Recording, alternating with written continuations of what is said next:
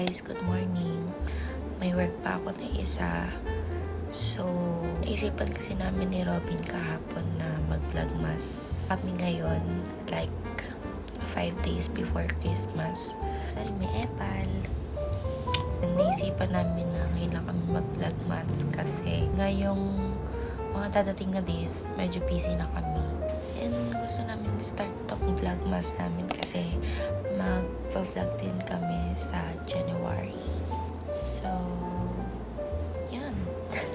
Naka-puffer jacket na siya sa sobrang lamig. Diba? Puffer jacket from Tita Ses, guys. Morning ba? Ay, bombastic side eye.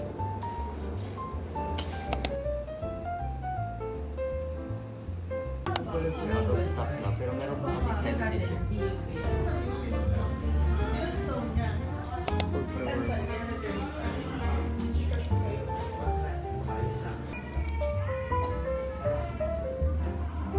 This is Salisbury steak and this is fish fillet.